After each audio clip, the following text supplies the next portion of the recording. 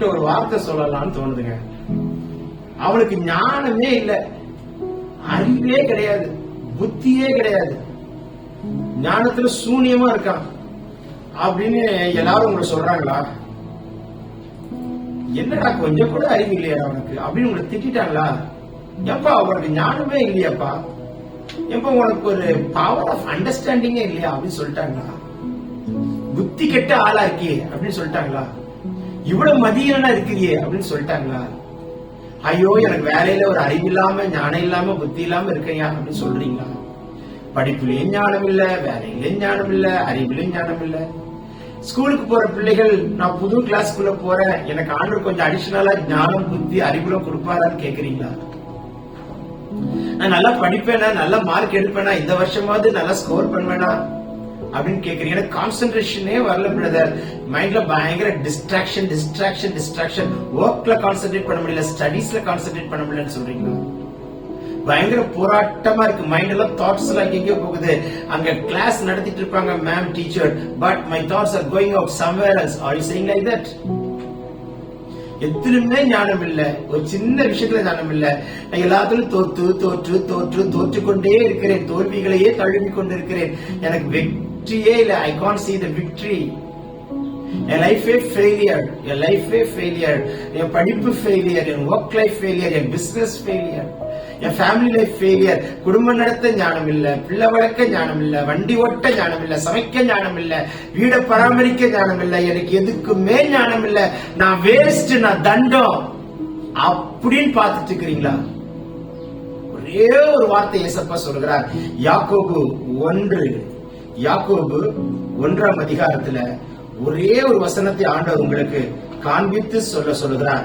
ஞானத்தில் குறைவுள்ளவனாய் இருந்தால், 5ஆம் வசனம், உங்களில் ஒருவன் ஞானத்தில் குறைவுள்ளவனாய் இருந்தால் யாவருக்கு சம்பூர்ணமாய் கொடுக்கிற ஆண்டவராயிருக்கிற ஒருவரையும் கடிந்து கொள்ளாதவருமாய் இருக்கிற நம் ஆண்டவரிடத்தில் கேட்க கடவுள். சம்பூர்ணமாய் நிறைவாய் கொடுக்கிற ஆண்டவர், ஒருவரையும் கடிந்து கொள்ளாத ஆண்டவர். ஓகே, அவர்கிட்ட கேளுங்க.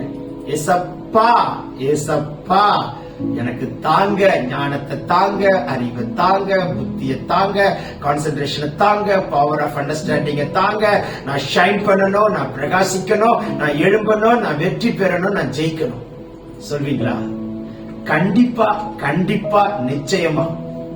எல்லாரை விட பேதை நானுங்க, எல்லாரை விட நான் கீழானவங்க. எனக்கு படிப்புல வராது, ஹேண்ட் ரைட்டிங் கூட அழகா இருக்காது, இங்கிலீஷ் கூட பேச தெரியாது.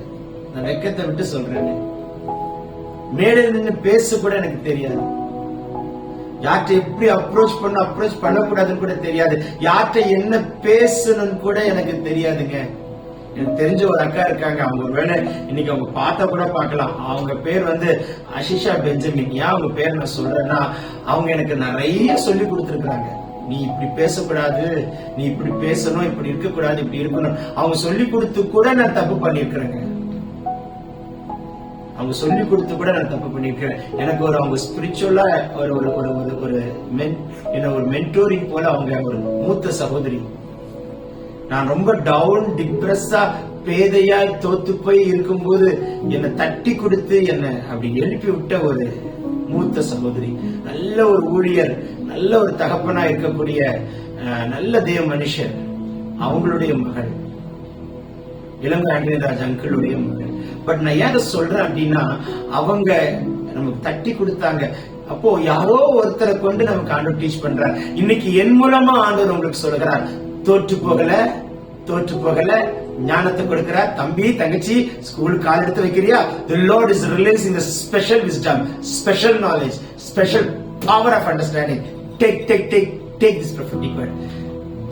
வெற்றி உண்டு, தைரியமா போங்க. God bless you.